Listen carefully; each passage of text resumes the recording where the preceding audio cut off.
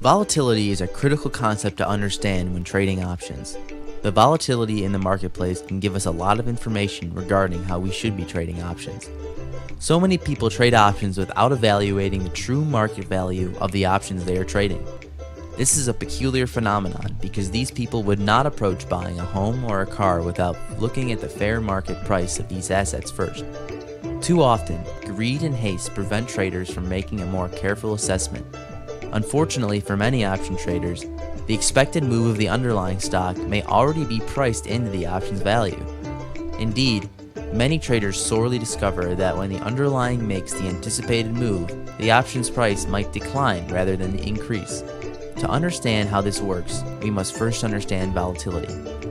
Volatility is a measure of the rate and magnitude of change in prices, up or down, of the underlying equity. If volatility is high, the premium on the option will be relatively high, and vice versa. There are two types of volatility: historical volatility and implied volatility. Historical volatility, also known as statistical volatility, is the actual measure of the volatility of the underlying for its entire existence. Historical volatility is constantly compared with implied volatility to determine if option prices are over or undervalued. Now, what is implied volatility? Implied volatility is the estimated volatility of an option's price over the given period of time. In general, implied volatility increases when the market is bearish and decreases when the market is bullish. The more volatile an option is, like our Tasmanian devil here, the faster the underlying stock price moves up or down. Why? A volatile stock has a better chance of hitting the strike price than a stock that moves only 5 cents a day. But keep in mind that this attribute is already built into the price of the option.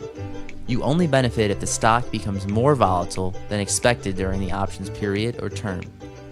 What if we just want to know if options as a whole are generally more expensive or less expensive than usual? There is a perfect tool for this, and it is called the VIX Index. The VIX measures how expensive options on the S&P 500 stock index are. When investors are fearful and markets are bearish, the VIX will rise. When fear recedes, the VIX declines.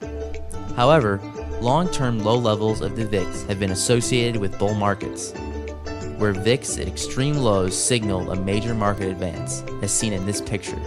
In 1994 and 2004, the VIX remained below 20 and the market developed significant bullish trends.